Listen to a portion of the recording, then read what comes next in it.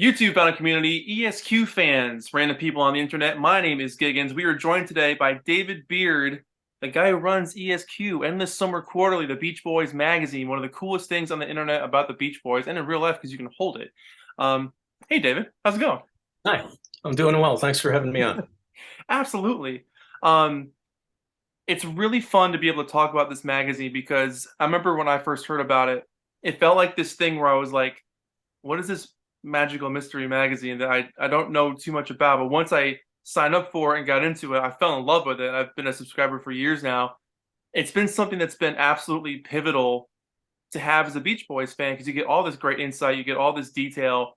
And I've been studying these guys for 25 years now, and there's always new stuff for me to be like, oh, didn't know that before. So I mean, it's been around for a long time. How did you get involved with it, and what's your story like of getting into the magazine?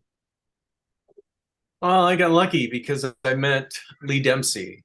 I started going to record conventions as kind of a consistency to fulfill my Jan and Dean collection and to kind of start getting into the Beach Boys. And all I would do when I'd go to a record convention as it relates to the Beach Boys is try to find Smile bootlegs. Oh And yeah, I found some great Smile vinyl bootlegs. And I was just eating it up.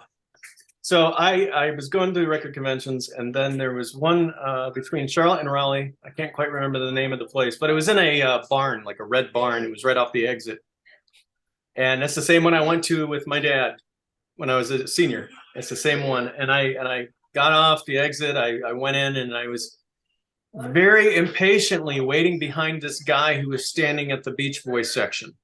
I mean, every dealer has their own Beach Boy and Jan and Dean, right? But I'm right. trying to find the best one who's got the best of what I'm looking for. And I got behind this guy who's just kind of taking his time, one album at a time. And I'm like, get out of the way, get out of the way. Yeah, come on, man. Yeah. And so he eventually moved, and we started talking, and that was Lee Dempsey. And like 3 weeks later, it was a short time later, could have been a week, 3 weeks. I don't remember the window of time, but he lived in Raleigh at the time. And we talked, and I told him all about my interest in Smile. So this was the late 80s. I would around 88, 89. And so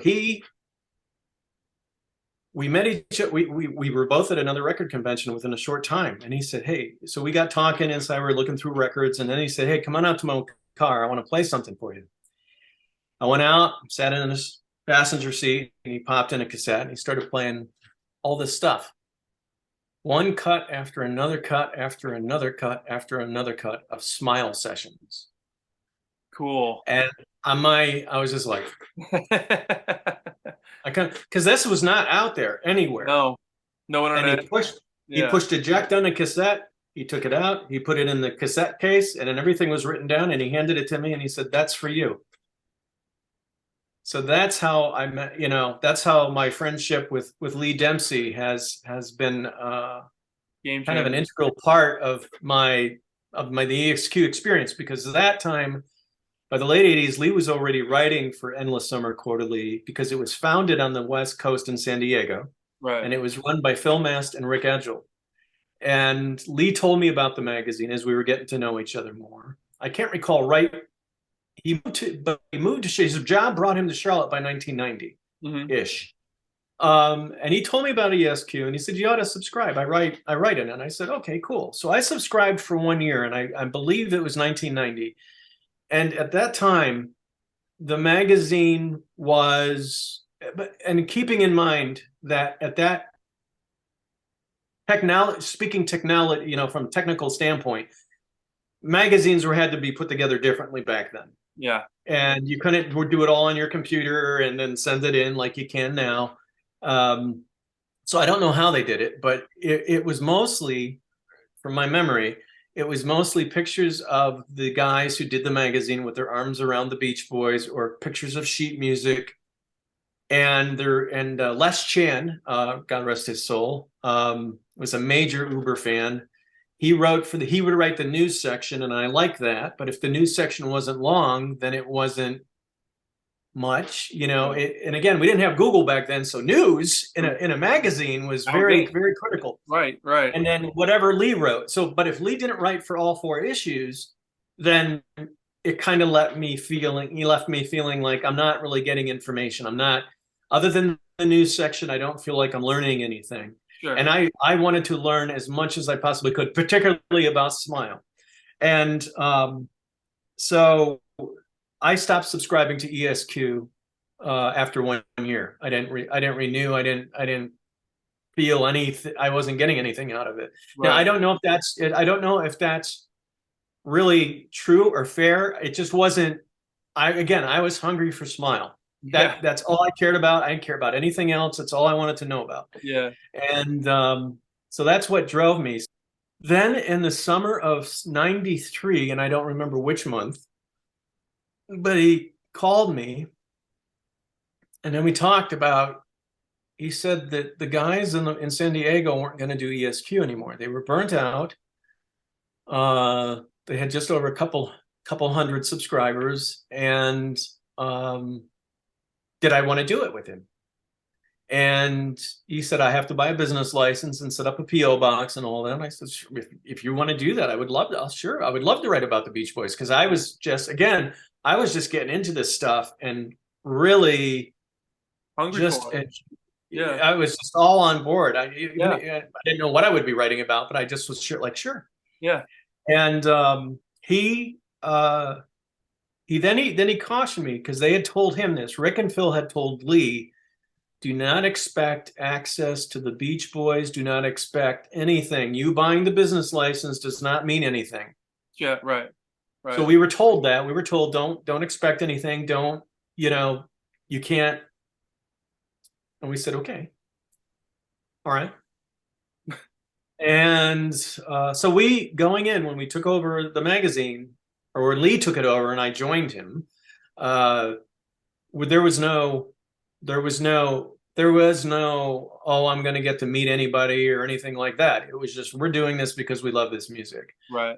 And my first interview that I got to do, phone interview, was set up by Elliot Kendall, who's a great guy. And he set me an interview up with Dean Torrance. And I remember and I did it from the radio station I was working at. And I remember being so nervous, like, the whole way through it.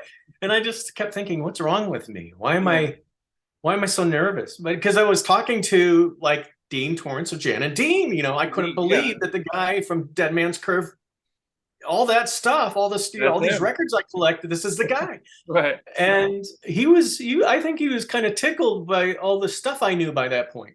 I was asking him about their unreleased TV pilot. I was asking, and he was like, who's this guy? So he was very nice. And I think that kind of made it easier for me to kind of get into doing the magazine. Right. That I got lucky that my first interview was such a gracious. He is as he is now as he was then. If you've ever seen any video interviews with him, Yeah. he's just a very nice guy. He's a great storyteller, spins the yarn like no one's business. And he was just very, very cool. And so not, fast forward a year or two or so, I'm married by 94, my first marriage. I'm doing more and more interviews. We get to meet the Beach Boys backstage. We interact with them pretty well. I get to meet Carl Wilson. My first Beach Boys show, once I started doing ESQ, we started in August of '93, where by that time we had the business license. I did my interview with Dean. And the first show we went to was the Beach Boys did that box set tour. Mm-hmm. The very first show they did was in Charlotte. Yeah. I was at that show. That's so cool. And man, watching Carl Wilson, well, first of all, watching the song set selection was unbelievable. Vegetables, wonderful. Take a load off your feet. But watching Carl Wilson go, I can't quite, I'm going to get it wrong, but I know he went to Wonderful. But whatever song they were doing right before Wonderful, Carl's on guitar, he is singing, he takes his guitar off, and he goes over and he sits down at the keyboard and sings Wonderful and plays and sings Wonderful. Unreal. And at that moment I was just like, okay, this is, and to this day that's like a moment to me. That's a moment. That Yeah. that moment. And then Lee, lucky Lee, he went to, he didn't have to work the next day. I did. That was a Friday, I think, because I was working in retail at the time. So he went down to Atlanta and got to see them do the Atlanta show. So he got to see the show 2 days in a row. And Bruce Johnston will tell you to this day that he thinks the Atlanta show was the best of all the dates. That's so cool. So I'm sure it's been bootlegged though. Yeah. But that's that, the timing of us coming into ESQ and the timing of seeing that show right after we become the guys who are doing ESQ, and to have that tour begin in Charlotte and to see it was really kind of a very like that's what really that was a beautiful moment from having the timing of Lee and I starting ESQ on the East Coast, and then having that 93 box set concert was just like the perfect kind of 1-2 moment. I felt like, okay, well, gosh, this is a great time to be doing this. Yeah. It's supposed to start And now. you know, Yeah. yeah, and the box set had just come out, so it was perfect for us. We just really, I'm not sure how Lee felt about it, but I just felt like, oh my God, how lucky can we be to have just gotten into this and then get to see this show. And so yeah, and then from there, it took, I guess that was 93. I slowly, Lee is an incredibly busy person. He works for, he was consultant for many years. I think that's still his role, but he works for major companies. Cool. So his full-time job is just like, sometimes he's doing $1 million deals.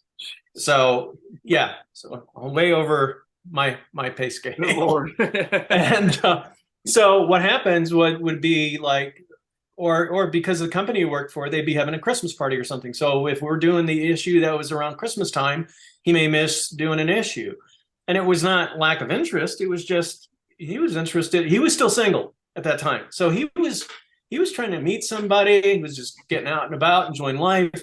And I understood it. So I ended up spending more time with the guy who's helping put our magazine together. Then his name is Greg Russell. And Greg was a great mentor, a very good friend. He kind of, I would sit next to him and tell him what we wanted in the magazine. And he worked in Cork Express at that time. So I was learning Cork Express. And so by 99, I think that's right. I can't remember how it was decided, but I wanted to do it. I felt comfortable enough that I could do it. Yeah. And it would make it easier, be less stress on Greg because we wouldn't be interrupting his life schedule. It was just, and again, it just felt at that time, I think their operative word is control. It's not true anymore, but at the time, I think so. Just being able to be in control of how the layout looks, what the content will be, where it will go, and how it will go. Now I'm thinking about it. Greg stayed on until, I remember him doing the June 2000 cover for the Roxy, Cool. and doing that issue. So through 2000 at some point. So, but Lee, by September of 99, Lee even wrote a letter that we included in the magazine where he was officially stepping down from the role of editor and publisher. He at that time, again, with his life priorities and his job, he would continue to do back issue fulfillment, which he still does, and wow. He would manage the database, which he still does. Yeah. So that's kind of it. I felt really fortunate to be a part, to kind of come into that world, the Beach Boys world, when I thought, based on just that acoustic set tour that they did from the box set, that this was a really interesting time.